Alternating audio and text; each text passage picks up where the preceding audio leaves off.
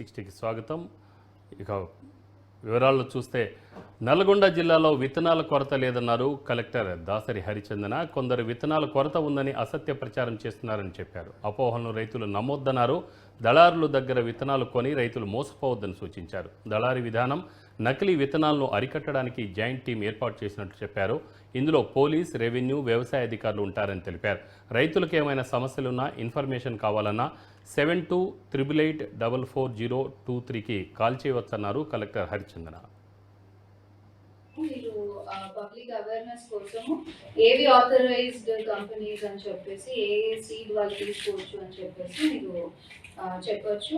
If any seed dealer మాకు ఎక్కడి నుంచి అన్నా మీరు ఈ హెల్ప్ లైన్కి కంప్లైంట్ చేయొచ్చు, ఆర్ మీ ద్వారా కూడా మాకు చెప్పండి. Any seed dealer who's doing any wrong practice, అంటే ఇప్పుడు చెప్పినట్టుగా లూజ్ సీడ్ అమ్మడం, ప్యాకెట్ లో కాకుండా లూజ్ గా సీడ్ అమ్మడం కానీ ఇలాంటివి చేస్తే కనుక వాళ్ళ మీద స్ట్రిక్ట్ యాక్షన్ ఉంటుంది.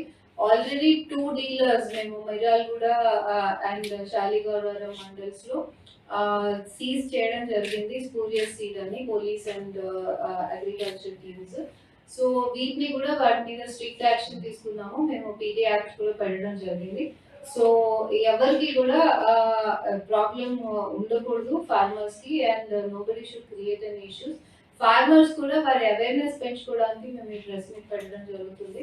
సో ఫార్మర్స్ కూడా ఆథరైజ్ డీలర్స్, ఇప్పుడు ఈ 941 డీలర్స్ ఎవరైతే ఉన్నారో వాళ్ళ దగ్గర ఏది ఆథెంటిక్ స్టాక్ అని చెప్పేసి మా దగ్గర ఒక లిస్ట్ ఉంది, అది మీకు మేము ఇస్తాము. మీరు అది అందరికీ కన్వే